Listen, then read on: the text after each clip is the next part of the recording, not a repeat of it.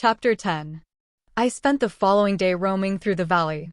I stood beside the sources of the Arverne, which take their rise in a glacier that with slow pace is advancing down from the summit of the hills to barricade the valley.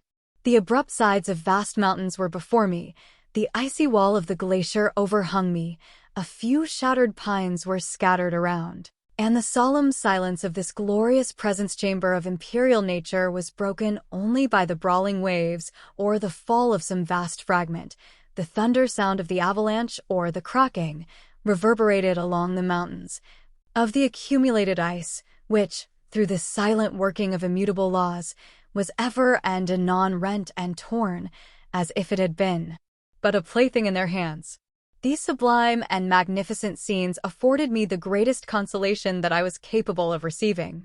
They elevated me from all littleness of feeling, and although they did not remove my grief, they subdued and tranquilized it. In some degree, also, they diverted my mind from the thoughts over which it had brooded for the last month. I retired to rest at night, my slumbers, as it were, waited on and ministered to by the semblance of grand shapes which I had contemplated during the day. They congregated round me, the unstained snowy mountain top, the glittering pinnacle, the pine woods and ragged bare ravine, the eagle, soaring amidst the clouds, they all gathered round me and bade me be at peace. Where had they fled when the next morning I awoke? All of soul, inspiriting fled with sleep, and dark melancholy clouded every thought. The rain was pouring in torrents, and thick mists hid the summits of the mountains, so that I even saw not the faces of those mighty friends. Still I would penetrate their misty veil, and seek them in their cloudy retreats. What were rain and storm to me? My mule was brought to the door, and I resolved to ascend to the summit of Montanvert. I remembered the effect that the view of the tremendous and ever-moving glacier had produced upon my mind when I first saw it. It had then filled me with a sublime ecstasy that gave wings to the soul and allowed it to soar from the obscure world to light and joy. The sight of the awful and majestic in nature had indeed always the effect of solemnizing my mind and causing me to forget the passing cares of life. I determined to go without a guide, for I was well acquainted with the path, and the presence of another would destroy the solitary grandeur of the scene.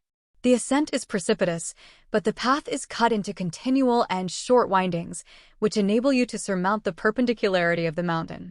It is a scene terrifically desolate. In 1,000 spots the traces of the winter avalanche may be perceived, where trees lie broken and strewed on the ground, some entirely destroyed, others bent, leaning upon the jutting rocks of the mountain or transversely upon other trees.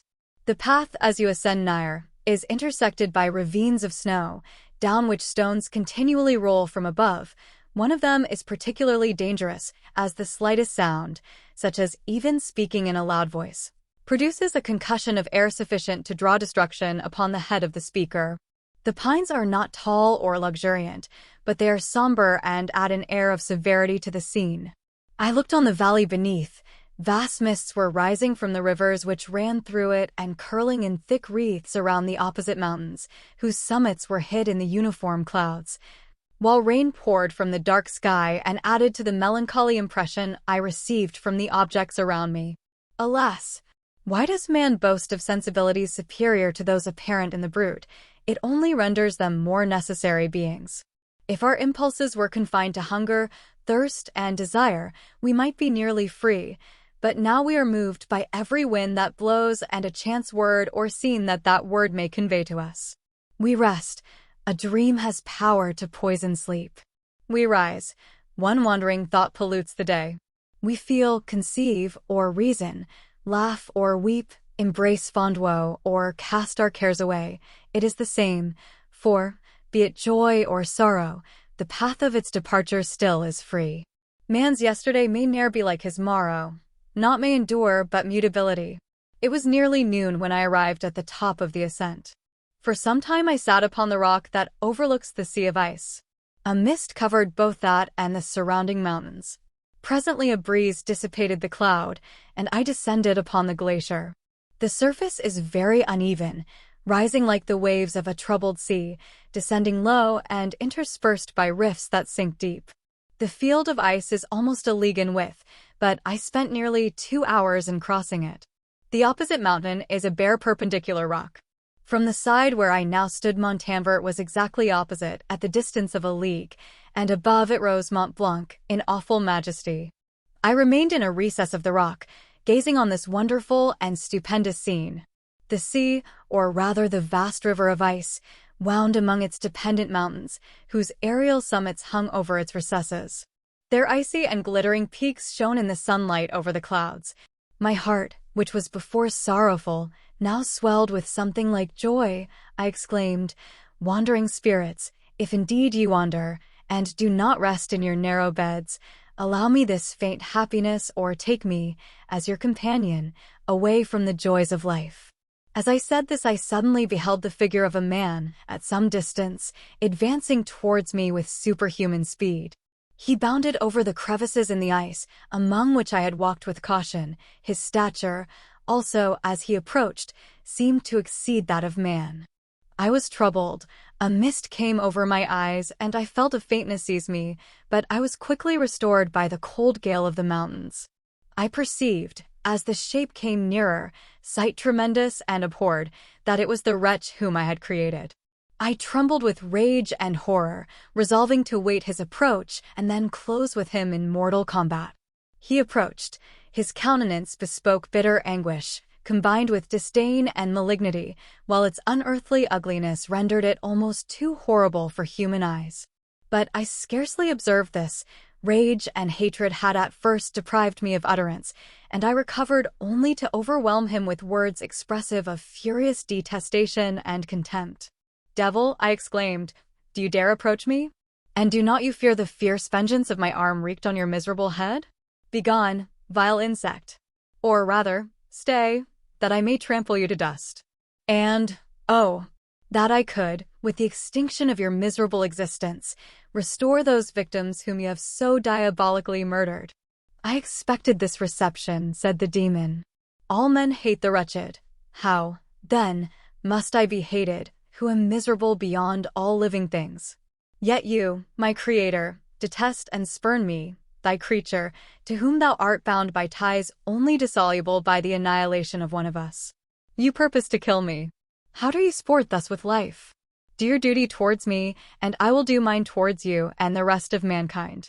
If you will comply with my conditions, I will leave them and you at peace, but if you refuse, I will glut the maw of death, until it be satiated with the blood of your remaining friends.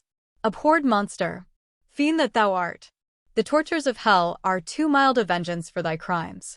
Wretched devil, you reproach me with your creation. Come on, then, that I may extinguish the spark which I so negligently bestowed." My rage was without bounds. I sprang on him, impelled by all the feelings which can arm one being against the existence of another. He easily eluded me and said, "Be calm. I entreat you to hear me before you give vent to your hatred on my devoted head. Have I not suffered enough, that you seek to increase my misery? Life, although it may only be an accumulation of anguish, is dear to me, and I will defend it. Remember, thou hast made me more powerful than thyself. My height is superior to thine, my joints more supple. But I will not be tempted to set myself in opposition to thee. I am thy creature, and I will be even mild and docile to my natural lord and king if thou wilt also perform thy part, the which thou owest me. Oh, Frankenstein, be not equitable to every other and trample upon me alone, to whom thy justice, and even thy clemency and affection, is most due. Remember that I am thy creature. I ought to be thy Adam, but I am rather the fallen angel, whom thou drivest from joy for no misdeed. Everywhere I see bliss, from which I alone am irrevocably excluded. I was benevolent and good. Misery made me a fiend. Make me happy, and I shall again be virtuous. Begone. I will not hear you. There can be no community between you and me. We are enemies. Begone, or let us try our strength in a fight in which one must fall. How can I move thee? Will no entreaties cause thee to turn a favorable eye upon thy creature, who implores thy goodness and compassion? Believe me, Frankenstein, I was benevolent. My soul glowed with love and humanity, but am I not alone, miserably alone? You, my creator, abhor me. What hope can I gather from your fellow creatures, who owe me nothing? They spurn and hate me. The desert mountains and dreary glaciers are my refuge. I have wandered here many days. The caves of ice, which I only do not fear, are a dwelling to me, and the only one which man does not grudge. These bleak skies I hail, for they are kinder to me than your fellow beings. If the multitude of mankind knew of my existence, they would do as you do, and arm themselves for my destruction. Shall I not then hate them who abhor me? I will keep no terms with my enemies. I am miserable, and they shall share my wretchedness. Yet it is in your power to recompense me and deliver them from an evil which it only remains for you to make so great that not only you and your family, but thousands of others, shall be swallowed up in the whirlwinds of its rage. Let your compassion be moved, and do not disdain me. Listen to my tale. When you have heard that, abandon or commiserate me, as you shall judge that I deserve. But hear me. The guilty are allowed, by human laws, bloody as they are, to speak in their own defense before they are condemned. Listen to me, Frankenstein. You accuse me of murder, and yet you would, with a satisfied conscience, destroy your own creature. Oh, praise the eternal justice of man. Yet I ask you not to spare me. Listen to me, and then, if you can, and if you will, destroy the work of your hands. Why do you call to my remembrance, I rejoined, circumstances of which I shudder to reflect, that I have been the miserable origin and author? Cursed be the day, abhorred devil, in which you first saw light. Cursed, although I curse myself, be the hands that formed you. You have made me wretched beyond expression. You have left me no power to consider whether I am just to you or not. Begone. Relieve me from the sight of your detested form. Thus I relieve thee, my Creator, he said, and placed his hated hands before my eyes, which I flung from me with violence. Thus I take from thee a sight which you abhor. Still thou canst listen to me and grant me thy compassion. By the virtues that I once possessed, I demand this from you.